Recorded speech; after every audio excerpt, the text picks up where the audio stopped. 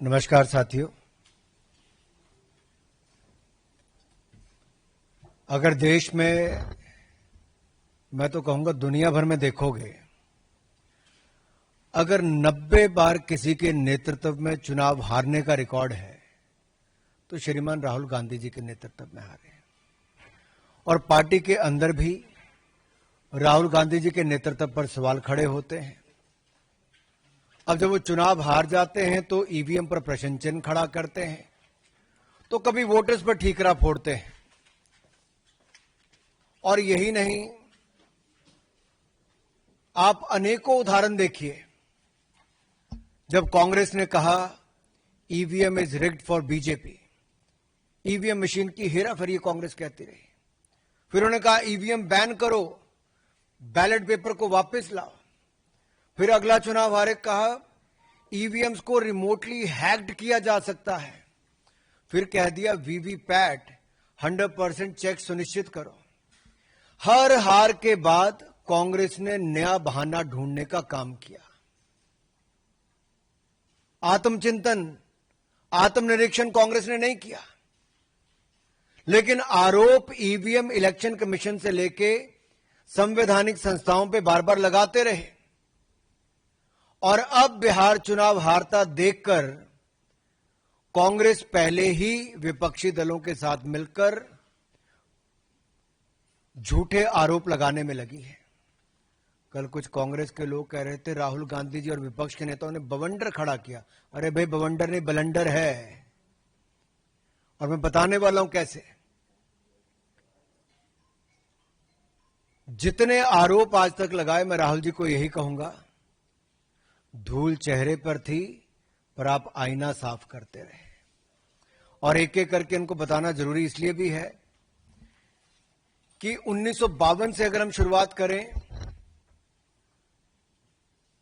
तो चोर चोर मुसेरे भाई मिलकर वोट की चोरी की दुकान चलाई। यानी कि कांग्रेस सीपीआई ने मिलकर संविधान निर्माता, एक संत जैसे नेता डॉक्टर भीमराव अंबेडकर जी को चुनाव हरवाया। और चुनावी भ्रष्टाचार की नींव कांग्रेस ने पहले चुनाव से 1952 में ही रख दी थी। डॉक्टर बाबा साहब अंबेडकर को हराने का काम किया कांग्रेस सीपीआई ने मिलकर किया। और आप रिकॉर्ड चेक करिए, 74,333 वोट खारिज किए गए, जबकि डॉक्टर भीमराव अंबेडकर जी मात्र 14,561 वोट से हारे थे। कांग्रेस ने तो संविधान निर्माता एक दलित नेता को पहले चुनाव में निपटाने का काम कर दिया। और 21 अप्रैल 1952 को डॉक्टर अंबेडकर ने 18 पेज की याचिका दायर की। आप कल्पना कीजिए, जिन्होंने संविधान बनाया था, एक कांग्रेस और एक परिवार ने उसी संविधान निर्माता को चुनावों में धांधली करके हरा दिया। ये चुनावी भ्रष्टाचार का पहला उदाहरण। आगे बहुत सारे उदाहरण हैं। मैं चाहूंगा कि एक स्लाइड शो करके आपको, अगर इससे प्रेजेंटेशन देके अगर आप अनुमति देंगे तो मैं आपको बताना चाहूंगा।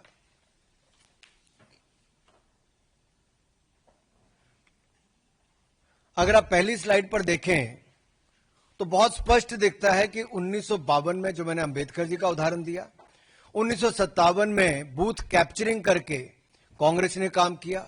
1967 में कांग्रेस ने जेएंडके में, जम्मू कश्मीर में पूरी तरह से, एक तरह से रिगिंग करके विरोधियों के नॉमिनेशन तक खत्म करवा के ये सब कार्य कर दिए। और सरदार पटेल पे तो आज मैं क्या कहूं, वो तो कांग्रेस ने अंदर ही अंदर उनके साथ जो किया, नहीं तो सरदार पटेल शायद पहले प्रधानमंत्री होते। तो रिगिंग पार्टी के अंदर भी और देश के चुनाव में भी कांग्रेस की करने की आदत रही है। और जस्टिस सिन्हा ने जो इंदिरा गांधी जी को 2 अकाउंट्स पे गिल्टी किया था, वो आप देखिए इलेक्टोरल माल प्रैक्टिस के लिए किया था। और 1975 में जब ये उन्होंने कहा, तो 1971 के चुनाव में सरकार के सत्ता का दुरुपयोग सरकारी मशीनरी का, सरकारी कर्मचारियों का कैसे किया जा सकता है, ये कांग्रेस की एक बड़ी नेता ने करके दिखाया। और चुनाव उनको फिर उसके खिलाफ जजमेंट आई। देश को बाद में आपातकाल झेलना पड़ा। 1987 में नेशनल कॉन्फ्रेंस के साथ मिलकर लार्ज स्केल रिगिंग कांग्रेस ने की। और राइट साइड पे देखिए, कीर्ति जाजी ने कहा कि पोलिंग बूथ लूटने का काम उनके और उनके पिताजी के लिए और कांग्रेस के नेताओं के लिए उस समय की कांग्रेस ने किया था। ये एक नहीं, ऐसे अनेक उदाहरण हैं। और इस परिवार और पार्टी का शुरू से ये रहा है कि चुनाव हारते हो तो वोटर पे ठीकरा फोड़ दो, या इलेक्शन कमीशन पे ठीकरा फोड़ दो, या इलेक्शन कमीशन के नियमों पर, कार्यप्रणाली पर प्रश्न चिन्ह खड़ा कर दो। इंदिरा गांधी जी ने तो यहां तक कह दिया कि मतदाता मूर्खों का टोला है। Indira Gandhi said voters a bunch of fools. और इस 70 का चुनाव हारने के बाद कहा। 1999 में जब राजीव गांधी जी हारे तो उन्होंने बैलेट पेपर पर ठीकरा फोड़ दिया। वो उस समय कहते थे इलेक्ट्रॉनिक मशीन लाओ, आज उनके सुपुत्र राहुल गांधी जी कहते हैं कि भाई ईवीएम बंद करो, वापस बैलेट पेपर पे जाओ। और ये एक के बाद महाराष्ट्र, हरियाणा, दिल्ली, अनेकों राज्यों और देश में 3 बार लगातार चुनाव हारने के बाद, 90 चुनाव हारने के बाद राहुल गांधी जी आरोप प्रत्यारोप पर लगातार जारी हैं। अब इनका मॉडस ऑपरेंडी क्या है राहुल जी का? चुनाव हारो, झूठे आरोप लगाओ, कभी इलेक्शन कमीशन में कंप्लेंट दर्ज मत कराओ, कभी सबूत मत दो, और लोकतंत्र को फर्जीवाड़ा करके एक तरह से जनता को भ्रमित करने का काम करो, लोकतंत्र को नीचा दिखाने का काम करो। मेरा राहुल गांधी से सीधा सवाल है, किस बात का डर है राहुल जी? शपथ पत्र नहीं देते, सबूत नहीं देते, झूठे आरोप लगाकर भाग जाते हो, और यही आपका तरीका हो गया है। भ्रम फैलाया चुनाव के समय संविधान का लेकर, आज संवैधानिक संस्थाओं पे प्रश्न चिन्ह खड़ा करते हो। और ये देखिए, शूट एंड स्कूट का इनका पुराना है। इलेक्शन कमीशन ने राहुल गांधी जी को बुलाया, वोटर रोल इशू पे नहीं गए। उनको कहा एविडेंस दे दो, बार बार कहा, नहीं दिया राहुल गांधी जी ने और कांग्रेस पार्टी ने। और यहां तक कि representation of people's act, RP act में अगर देखें सेक्शन 80 में, तो no election commission, no election petition file की इनके किसी भी नेता ने, किसी चुनाव लड़ने वाले ने। और अगर आप दाहिनी ओर देखेंगे तो इंडियन नेशनल कांग्रेस और आरजेडी को, ये पूरा चार्ट देखिए आप ध्यान से। इलेक्शन कमीशन आज 13वां दिन हो गया लगातार बिहार में, वहां तो इनकी कोई इस तरह की बातचीत नहीं है, खुले मन से इलेक्शन कमीशन बात सुन रहा है, बिहार के लोगों को कोई दिक्कत नहीं है। लेकिन जब इनके पास बिहार में मुद्दा कोई नहीं बचा, चुनाव में जाने से पहले हार स्वीकार कर ली, तो अब झूठे आरोप लगाते हैं। अब राहुल गांधी जी का झूठ न्यू वोटर एडिशन पर देखिए साफ दिखता है। महाराष्ट्र का मैं आपको उदाहरण देना चाहता हूं। उन्होंने आरोप लगाया था कि वोटर एडिशन बहुत होगी। मैं आपको आंकड़े दे रहा हूं। 2004 में 4.7% वोट की वृद्धि हुई, यूपीए की सरकार थी। 2009 में वृद्धि हुई 4.1% की, फिर यूपीए की सरकार बनी। अब उस समय महाराष्ट्र में किसकी सरकार थी? इन्हीं की थी भाई।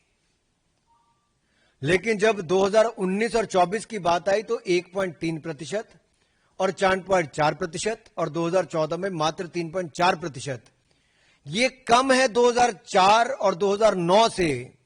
तो मैं राहुल गांधी जी से पूछना चाहता हूं और विपक्ष से पूछना चाहता हूं, क्या आपने उस समय वोट चोरी की थी, वोट फर्जीवाड़ा किया था, चुनाव आपने वैसे जीता था?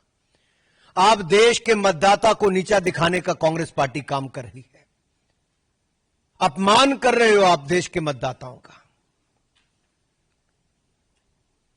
और अगर आपको इस स्लाइड से अगला देखिए, उन्होंने दूसरा आरोप लगाया था कि 5 बजे के बाद कहते बहुत वोट बढ़ गए, जो 5 बजे से पहले कम पड़े थे। यह स्लाइड आपके सामने है। 5 बजे से पहले 58 लाख वोट 1 घंटे में पड़े, प्रति घंटा 58 लाख वोट पड़े, और 5 बजे के बाद 32.5 लाख वोट प्रति घंटा पड़े। तो स्पष्ट है कि राहुल गांधी जी के आंकड़े भी झूठे हैं और वो भी झूठे हैं। झूठ बोलो और भाग जाओ, आरोप लगाओ भाग जाओ, सबूत मत दो, केवल आरोप लगाओ, भ्रम फैलाओ। और कांग्रेस पार्टी ने जो फॉर्म 17C है, उनके सभी एजेंट ने साइन किया, कोई डिस्प्यूट नहीं हुआ। अगर उनके पोलिंग एजेंट कोई आरोप नहीं लगाते तो आप क्यों कैसे कह सकते हो? कोई इलेक्शन पिटीशन आज तक फाइल नहीं की कांग्रेस के किसी नेता ने, तो आज इस तरह के झूठे आरोप क्यों लगते हैं? और कांग्रेस में आंतरिक लोकतंत्र खत्म हो चुका है। के.एन. राजन्ना ने, कांग्रेस के वरिष्ठ नेता, जब अपनी पार्टी पर सवाल खड़ा किया कि भाई हमारी सरकार थी 2024 में कर्नाटक में कांग्रेस की, जब ये वोटर लिस्ट बनी तब आप आंखें मूंद करके बैठे थे, हाथ पे हाथ धर के बैठे थे, तब क्यों नहीं बोले? तब तो मुंह में दही जम गया था, होंठ सिल गए थे। जब उन्होंने बात कही तो उनको नोटिस नहीं दिया। फिर एक बार दलित नेता के ऊपर गाज गिरी। कांग्रेस ने उनको नोटिस तो छोड़ी, उनको बर्खास्त करने का सीधा आदेश राहुल गांधी जी ने दिया। कांग्रेस में आंतरिक लोकतंत्र खत्म हो चुका है। और देखिए, इसमें भी आंकड़े, अब दाहिनी तरफ देखिए, धुले सीट पे मैं बता रहा हूं आपको स्पष्ट दिख रहा है कि कैसे माइनॉरिटी डोमिनेटेड मालेगांव सेंट्रल में 1,94,000 वोट जो एक विधानसभा में पड़े, उसने एक तरफा कर दिया, जबकि बाकी 4 विधानसभाओं में 1,90,000 की हमारी लीड थी। तो ऐसा तो कई है। और ये सब तब हो रहा है जब राहुल गांधी जी को और विपक्षी दलों को अपने घुसपैठिए वोट बैंक पर नजर है, उनको बचाना चाहते हैं। ये तुष्टीकरण की राजनीति, ये बार बार कांग्रेस की और विपक्षी दलों की तुष्टीकरण की राजनीति आती है। ये एक वर्ग को देखकर अपना वोट बैंक साधते हैं और उसके लिए किसी भी हद तक भय भ्रम फैलाने का काम करते हैं, झूठे आरोप लगाने का काम करते हैं, और एक घुसपैठ करने वाले को संरक्षण देने का लगातार काम पीढ़ी दर पीढ़ी और दशक दर दशक ये कांग्रेस ने करने का काम किया है। और जब SIR लाए कि ये जो फर्जी वोट अगर बनते हैं तो उसकी सफाई हो, सच्चे भारतीयों को, पक्के नागरिकों को वोट का अधिकार उनका